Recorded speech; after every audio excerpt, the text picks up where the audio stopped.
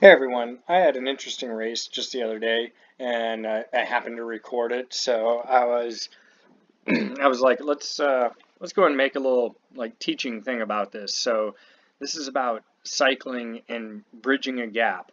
Very important tactic to have in your arsenal of cycling abilities. So I'm going to kind of cover when, how, and why you do this. First going for the why, it's obviously going to be to finish higher, get a higher placement, and I'll kind of cover that, and then this how, and then also when, because those were very key into what happened in this particular race. So I'll kind of go through this and what's happening, and you can see that a couple guys got off the front, and what happened was one went, and then another one hopped on, and then another one hopped on, and eventually got, I think we're 5 or 6 of them got up there. And each person who kind of did that, I didn't think they were going to be able to close that gap, and they ended up making it. And then I got put in a rock and a hard place because there's a pretty big climb coming up, which is uh, why I kind of chose to bridge this gap when I did. So right here, there's a climb coming up in half a mile. So what I'm doing right now is I'm trying to sit in as much as I can and build what is called your FRC. But at the same time, you see I went to the front there just for a split second when well over my threshold. What I'm trying to do is actually keep this gap. If you look on the right side, you can see time gaps. That's how far that group's ahead of us. I really wanted it to stay within 10 seconds because that's super important. If it gets too far, I'm not going to be able to bridge that gap on the climb. Also, you can see there's a group that is about to catch us here, and that wasn't going to bother me at all. I knew they were burning some matches just to catch us, and the bigger we can make our group that's chasing, the better to catch that front group, especially for me. And what I'm doing is, again, I'm trying to stay well under my threshold to recharge my FRC battery, and I'll show you that here in the next slide because I want to be able to make this. It's just a little bit over 2 minutes, this climb. I want to be able to go as hard as I possibly can to bridge that gap. So you might say, why not bridge it right now? Well, the problem is if I did, one, to bridge that gap, they essentially have 6 people as a time trial. So it would be me versus 6 of them. If I wait to the climb, it takes away their drafting abilities, and it's kind of every man for himself. Plus, let's say I did bridge that gap. I might catch them, had I done it back there right when I started talking, I might have caught up to them right now, and then I'm completely spent, and then in just, 10 seconds here, I'm going to have to do this climb, and I'm going to get dropped on the climb anyways. So that's why I kind of waited here. You have to know your course. Knowing the course makes a big difference. I might have actually, if I didn't know this course, tried to bridge the gap, and would have had no chance because I would have got dropped right away. So you can see right here, that's that group up here. I think they're still about 10 seconds ahead. And what I'm trying to do is stay as much in the draft as I can while we're going at a higher rate of speed. So we can see our speed's dropping, so the draft effect is less.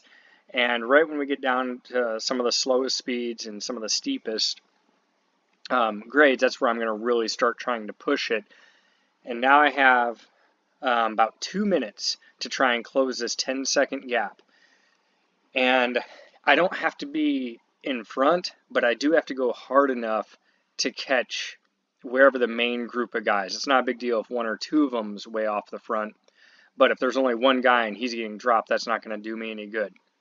So, and I have to catch them really by the time I get to the top, because once they start going downhill, they're going to have that ability to work together, and they're going to go much faster than what I could do individually.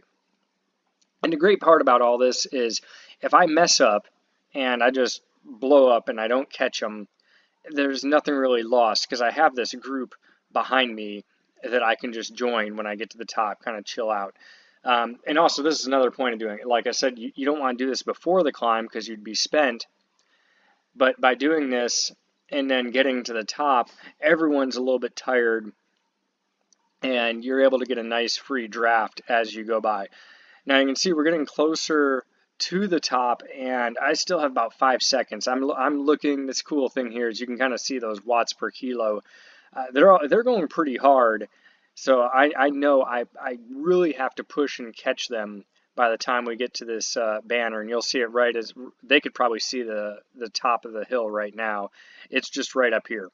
So my goal is like I gotta catch them by the time we get to that hill so I can start drafting off them. So I'm picking it up, heart rate's getting really high, and just kind of make that final surge, because if I can just get on their wheel, I have a shot at this. And you can see right here, I'm actually able to get on his wheel, and then I notice he's kind of dropping off, so I want to get up one more spot just to make sure I'm safe, because I've got on the back wheel, the wheel of someone, and then be like they get dropped, and then I'm just out of luck there. So finally made it, and I'll show you kind of what that took out of me to do that. So here's that FRC chart I'm telling you about. This is kind of that turbo battery. This drops anytime you go above your threshold. And so this is the start of the race. I'm just, the power is so low, anything below this line right here is like, it's not going to drop that line. And then that's the start of the race, and these are just little hits every once in a while. And you can see it drops that FRC down, and then it gradually comes back up. So once this is when that last guy made bridge the gap, and I was like, oh no, I can't believe he's doing it. So I'm trying to build this up as much as I can, and you can see I got it pretty high, pretty close to where, like, almost a full charge, kind of, if you were to say. And then this is the climb, this big dip right here, and you can see it emptied me and actually went a little bit negative on that. Technically when you get 0 you're done, but I was feeling pretty good and was able to hit it pretty hard. And every once in a while you set some records, so that's kind of the whole reason we train, and then you get to kind of test yourself here or there. And then you can see once I got back on, I was able to recharge that battery quite a bit until the finish. So again, I went over when, which that's different for every scenario. I knew there was a hill coming up, and then that's when I wanted to utilize that, when the people I was trying to catch couldn't draft one another, because them being able to draft makes it a lot tougher.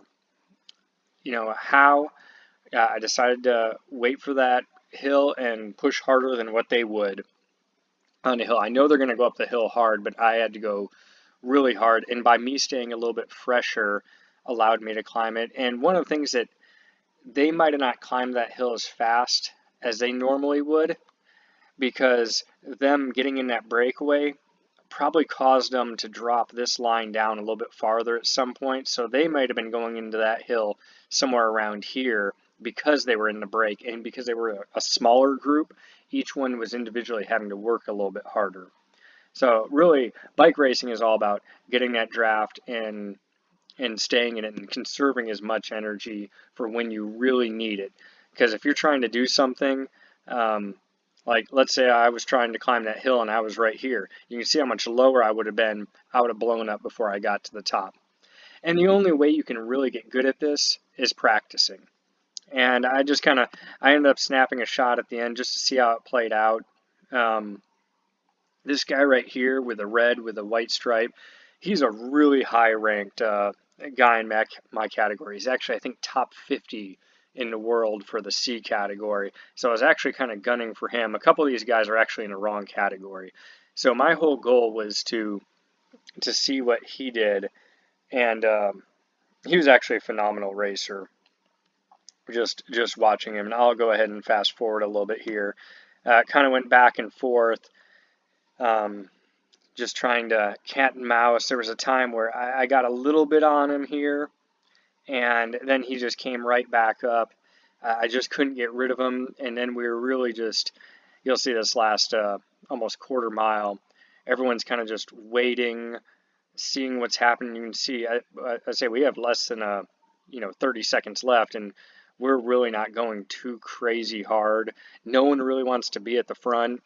You're just waiting to see who makes the first move, and I think I waited just a second too long because he took off, and then I had no way to really get up there. I usually on this course like to sprint right underneath that bridge, and I probably should have started right now. And you can see he's going, and I'm trying to stay with him, and that was my mistake. It was just too short at that point, and I couldn't bridge up enough to get there. So um, you can see even our times were the same, but it was enough to not really get it there. So that's bridging a gap. Every scenario is a little bit different, and the biggest thing you can do is you just have to practice. You have to go out and try. You have to sometimes blow up trying.